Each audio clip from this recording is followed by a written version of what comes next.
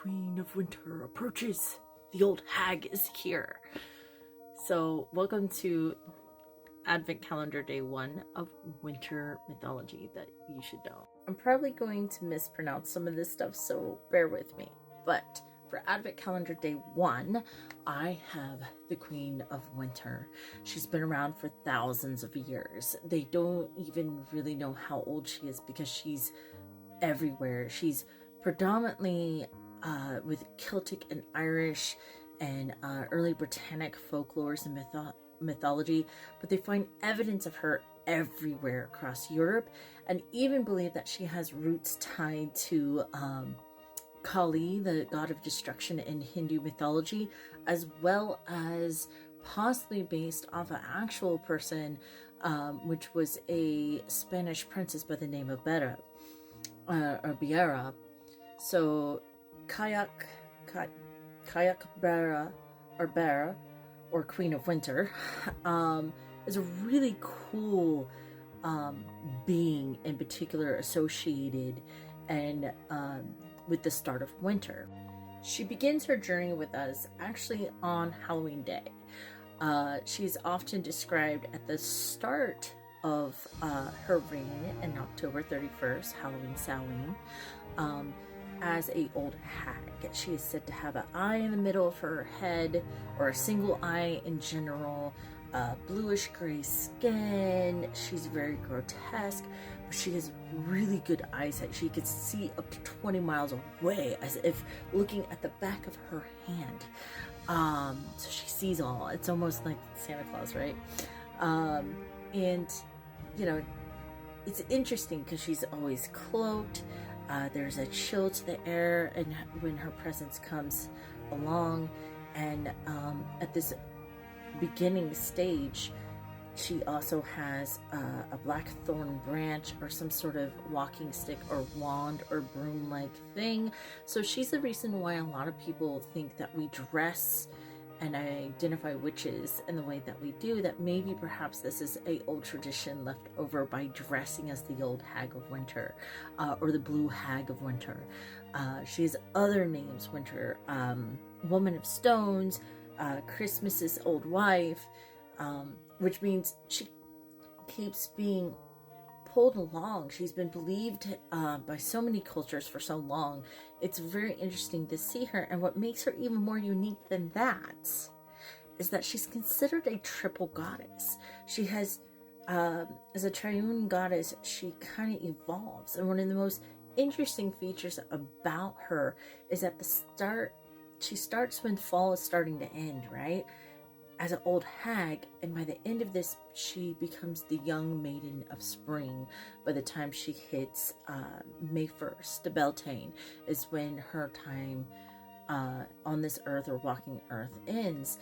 And it's interesting because at that point she's believed to turn to stone, disappear, maybe even transition into another deity at that point, which makes her very interesting. But it's the fact that she's called a hag, it's very interesting. You're probably thinking you've never heard of such a crazy winter deity, but in reality, you have. She's seen in Beauty and the Beast, the old hag who presents herself to the prince, and the prince turns her away because she's so ugly, because she has asked for a kiss or asked for something of the sort, just to give up vanity, right?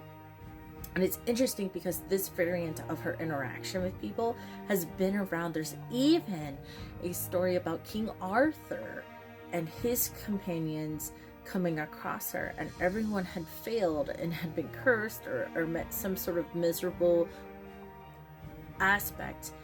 But apparently King Arthur did not fail this test and was rewarded. But it's interesting because he caved to a old woman's whims and desires, because it said she either asks for a kiss or a little saucy time with a handsome King Arthur of the Round Table. Maybe this was his rebound. I get it. You're like, oh, but Val, that's King Arthur. That's old. That's like Canterbury Tales and the Green Knight kind of stuff.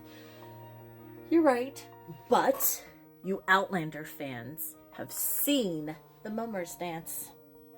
Yep, that crazy little dance that Duncan does with the sword and scabbard, and he's dancing around.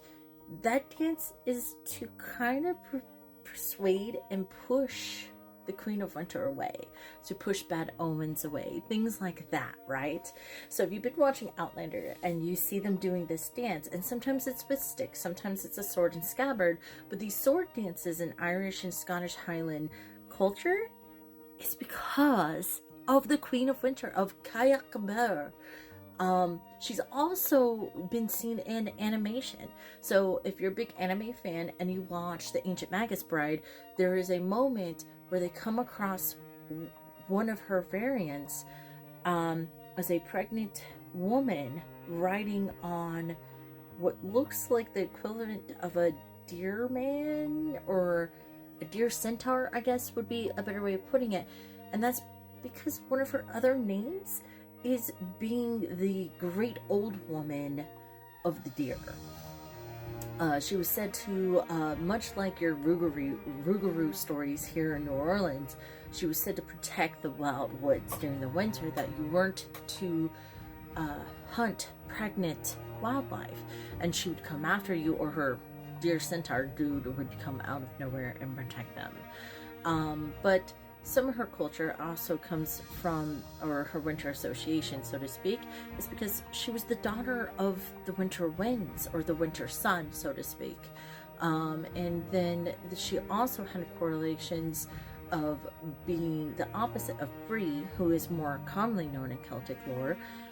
But what fascinates me, and this is where my stories tie in, she's the wife of the wizard Menanon from Artemis, who Cedric finds annoying peacock, who has his own fun lore, but we will talk about him another time as a character feature. So much like your Odin and Freya, the idea that they're giants and powerful beings doesn't go far without our Queen of Winter being there, right?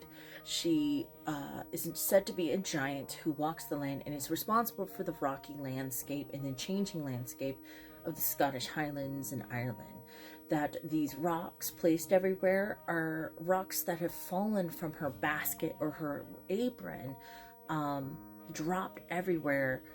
And it's interesting because they also use the Cailleach.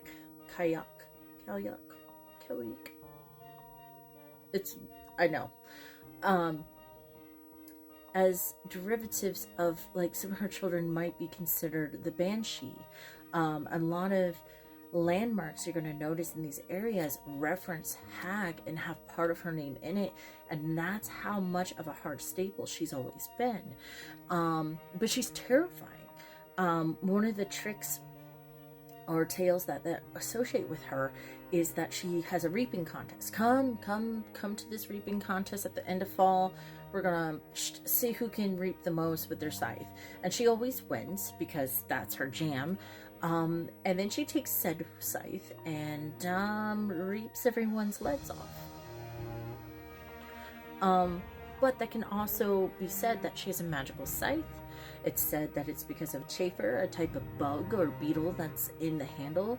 And this bug is also known for eating roots in cold latitudes. So it's sort of a tale of warning. Like, if you don't harvest in time when it gets cold, the bugs are going to eat your stuff. But she's very interesting. She goes from an old hag to a pregnant being riding on a deer centaur to a young maiden of spring, and then turns to stone and starts the cycle over again. And like I said, you've already been sort of introduced to her.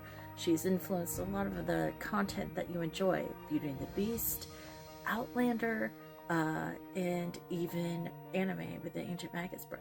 So, hope you enjoyed Advent Calendar Date number 1. Stay tuned for more. If you like this content, be sure to like, comment, and share all over the place. Also visit willisauthor.com. I'll be posting more in-depth articles about what I've talked about so you guys can share with friends. But please be sure to follow, like, and help me build my following. I appreciate it.